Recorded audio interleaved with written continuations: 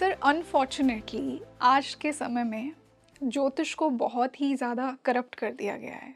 जी, इसे सिर्फ एक प्रिडिक्शन टूल तक लिमिट कर दिया गया है, राइट, रेमेडीज तक लिमिट कर दिया गया है, राइट, क्योंकि इंसान अपना कर्म नहीं चेंज करना चाहता है, इंसान खुद को नहीं बदलना चाहता है, उसको क्विक फिक्सेस चाहिए। राइट, और उसे एस्ट्रोलॉजी कोई वू वू कॉन्सेप्ट लगता है कि कोई एक छोटी सी मैं रेमेडी करूँगा बिना फेथ या बिना इंटेंशन के और मेरी लाइफ में सब फिक्स हो जाएगा, and it's right, very unfortunate. और मुझे लगता है कि हमारे ऋषियों को ये बात पता थी कि जब ऐसा समय आएगा, जब कलयुग आएगा, हुँ, तो ज्योतिष को भी बहुत करप्ट किया जाएगा। एंड आई राइट, थिंक ये एक बहुत ही डिवाइन विद्या है।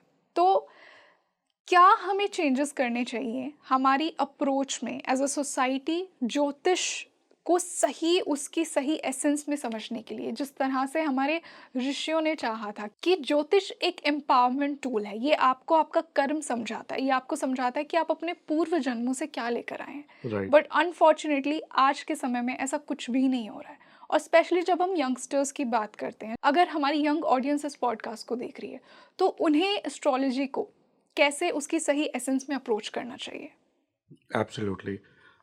आपने जो ये क्वेश्चन मुझको पूछा है, शायद हमारे समय में अगर हमें किसी ने एजुकेट किया होता, तो आज शायद हम अपनी बहुत सारी चीज़ें कट पेस्ट कर रहे होते या जल्दी-जल्दी करने की कोशिश कर रहे होते, बट होना वही था जो होना था, ठीक है ना? अगर मैं इसको पहले भी जान जाता, जो डिसाइडेड था वो होना ही था। तो आज जो हमारी यूथ है, उनको साइंटिफिकली चीज़ें समझ में आती हैं। तो हम बात करते हैं साइंटिफिकली। प्लैनेटरी पोज़ीशंस हमारे सब्जेक्ट में है, साइंस पढ़ाई जाती है स्कूल में। तो प्लैनेट्स बेसिकली क्या करते हैं, उसका क्या इम्पैक्ट है, हमें ये तो समझ में आता है। बट समवेयर हमारी फैमिलीज़ में हमारे पेरेंट्स या हमारे जितने भी बड़े लोग हैं, वो इन चीज़ों को बहुत डीपली जानते हैं, समझते हैं। क्योंकि उनको जैसे-जैसे समझाया गया कि इसकी वजह से ये हो रहा है, इसकी वजह से ये हो रहा है, चाहे उन्हें साइंटिफिकली नहीं पता, बट उन्हें हमारे ऋषि मुनियों का ज्ञान तो पता ही है। तो मैं बात करता हूँ, एक सिविलाइज़ेशन है, हड़प्पा सिविलाइज़ेशन, हम्म। ठीक है, इजिप्ट में। बिफोर क्राइस्ट, बीसी, 5000 पहले वहाँ कुछ हड्डियों के अवशेष मिले, उनके ऊपर सूर्य और चंद्रमा और सभी ग्रहों के साइंस मिले। ओके। और हमारा जो शास्त्र है, वो 50,000 साल पुराना है। सोचिए, भृगु शास्त्र, ऐसे कितने शास्त्र हैं जो वहाँ मेंशन्ड है, ऋग्वेद सारे, उनमें सब चीज़ें मेंशन है। तो आज वेस्टर्न कल्चर हमारे ऋषि मुनियों का लिखा हुआ ज्ञान सिर्फ चाँद सितारों को, और वहाँ पे एक बहुत बड़ी नील नदी है, उसमें ज्वार भाटा कब बढ़ता है, कम होता है, उसकी कैलकुलेशंस पे लगाते हैं। तो सोचिए कि बाहर के लोग इतना डीपली हमारी एस्ट्रोलॉजी को सिर्फ 2 चीज़ों पे बेस्ड है, घटित और फलित। हम्म। क्या घटा और और क्या क्या? फलित होने या वाला है। तो उन उन लोगों ने इस चीज़ को समझा और उन्होंने इतने सारे एस्ट्रोलॉजर्स क्रिएट कर दिए, और हमारे हिंदुस्तान में आप देख लो क्या हो रहा है। वो एसेंशियल चीज़ों के ऊपर काम करते हैं, नॉन एसेंशियल में नहीं, कि मेरा बच्चा कब होगा, मेरी शादी कब होगी, हम्म। मेरा बेटा क्या बनेगा, ये सब डिसाइडेड है। आपको फलित मीन्स, आज नासा भी हमारे एस्ट्रोलॉजर से पूछ के बहुत सारी चीज़ें मेंशन हम्म। करता है। पंचांग। पंचांग, पंचांग में एक-एक चीज़ मेंशन है। हम्म। बट स्टिल हमारी जो यूथ है इन चीज़ों को भी नहीं समझ पा रही।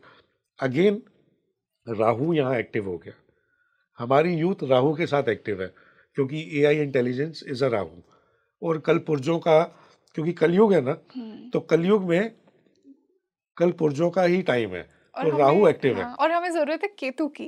केतु की, केतु को अगर हम एस्ट्रोलॉजिकल देखें तो केतु को हम बेटा भी कहते हैं, केतु को कान भी कहते हैं, रीढ़ की हड्डी भी कहते हैं, और केतु ट्रैवलिंग पैरों को भी कहा जाता है, क्योंकि राहु इज अ सर। Dragon's head hmm. और केतु इज अ ड्रैगन्स धड़। टेल। अगर ये दोनों अलग हैं और ये किसी के साथ जुड़ गया और ये किसी के साथ, तो हम वैसे ही करना शुरू कर दोगे। तो जो दिमाग है वो क्यों फिर जाता है, लोग कहते हैं यार इसका तो दिमाग ही फिर गया, ये तो पागल है। बट राहु आपको जब तक इंफॉर्मेशन नहीं देगा, आप रिएक्ट कैसे करोगे? राहु ही तो हमें इंफॉर्मेशन देता है। हम्म। अब वो इल्यूजन, हम उसे इल्यूजन भी ले लेते हैं, बट राहु हमें इंफॉर्मेशन सही ही देता है। बट वो इल्यूजन क्यों बन जाता है? क्योंकि हमारा कॉन्फिडेंस नहीं होता, इसलिए वो इल्यूजन बन जाता है। तो Rahu Ketus are the best remedy. और राहु केतु इतना इंपॉर्टेंट है, अगर राहु केतु नहीं होते तो हमारी लाइफ चीफ जस्टिस भी ना, शनि भी अधूरे रह जाते, क्योंकि उनका केस तो राहु केतु ही लाते हैं कोर्ट में। तो शनि जजमेंट देंगे कैसे जब तक राहु केतु इल्यूजन्स नहीं क्रिएट करेंगे और आपको इंफॉर्मेशन नहीं देंगे। यहाँ फिर आ जाते हैं कि यूथ इससे कैसे अफेक्टेड हो। तो यूथ को साइंटिफिकली ये जानना ज़रूरी है कि प्लैनेट्स काम करते हैं, और आज तो लोग चांद पे भी जा रहे हैं, मार्स पे भी जा रहे हैं, अब तो मंगल पे जा रहे हैं। तो क्यों जा रहे हैं? तो कोई तो एग्जिस्टेंस है ना, कि मंगल प्लैनेट की क्या प्रॉपर्टीज़ हैं। और जब एक आत्मा पैदा होती है, एक आत्मा जन्म लेती है शरीर में, तो उस समय जितने भी प्लैनेट्स की हार्मनी होती है, वो बच्चा एक अपना प्रारब्ध लेके आता है, उन्हीं एनर्जीज के उन्हीं साथ वो पैदा एनर्जीज। होता है। तो हर इंसान के अंदर हर प्लैनेट की एनर्जीज हैं। बिल्कुल। हम फिर वहीं आते हैं, प्रारब्ध, कर्म, फ्यूचर, राइट। प्रारब्ध आप लेकर आए, कुंडली ने आपको प्रेजेंट में बताया कि ये बच्चा कैसा है, कौन है, इसके ग्रह की जो हार्मनी है वो क्या कह रही है, और उसके बाद जो उसकी दशाएं हैं वो उसका फ्यूचर है। इतना सिंपल सा है, लेकिन हम समझना नहीं चाहते, क्योंकि हमको इस सिंपल चीज को भी तभी समझ आती है जब उसका वक्त आता है। डिवाइन टाइमिंग जिसे डिवाइन कहते हैं। टाइमिंग, तो वो डिवाइन टाइमिंग तभी आएगी जब आप सब कुछ भोग लेंगे, क्योंकि आपको भोग्य भी तो होना है ना। तो अभी तो आप क्रियमान हुए ही नहीं हो। प्रारब्ध, भोग्य और क्रियमान अभी होना है, तो क्रियमान ही तो कर्म कराएगा। तो अब अभी कर्म नहीं कर रहे, अभी आप सिर्फ भोग रहे हैं। तो मैंने भी भोगा, जब मेरी 7.5 आई तब मेरी चीज़ें क्रियमान हुई और मुझे समझ में आया कि मुझे करना क्या है।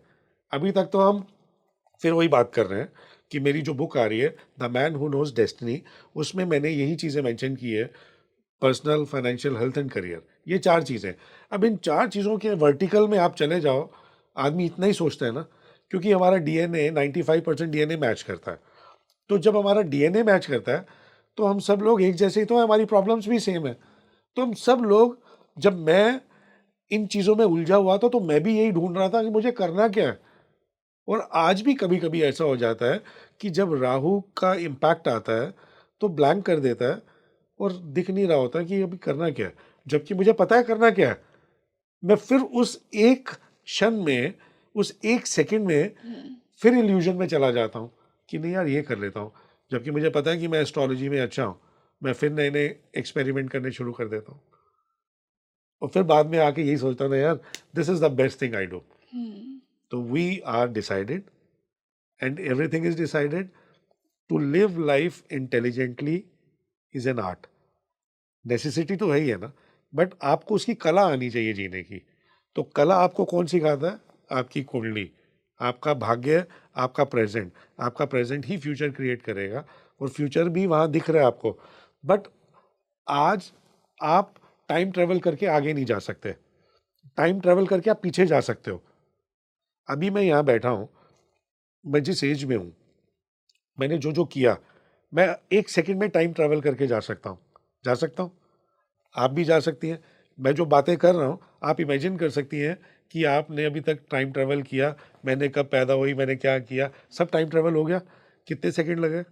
सेकंड्स, मिली मिली सेकेंड्स। सेकंड। अब मैं कहूँ कि आपको ऑनवर्ड टाइम ट्रेवल करना है, अब आप ब्लैंक हो जाओगे, बिल्कुल। नहीं है ना। अब उस टाइम ट्रेवल को जानने के लिए कुंडली खोलनी पड़ेगी। उस कुंडली में जो दशा है और आगे की दशा क्या है, वो आपको टाइम ट्रेवल करा देगी। तो आपको एजुकेट होना बहुत ज़रूरी है। मैं कोई अनोखी बातें नहीं कर रहा। हो सकता है किसी के लिए बातें बहुत इंटेलेक्चुअल भी हो सकती हैं और कोई बोलेगा साइको भी है, right. But we all are psychosomatic beings. सोच ही नहीं होगी तो आप सोच ही नहीं पाएंगे, और आपका पीनल ग्लैंड तभी एक्टिव होगा और आपका इंट्यूशन तभी एक्टिव होगा। और जैसे ही आपका इंट्यूशन एक्टिव होगा, आप अपनी दशा देखेंगे तो आपको अपने आप आपका इमेजिनेशन वहाँ ले जाएगा, onward time travel. So this is called intuition. Yes.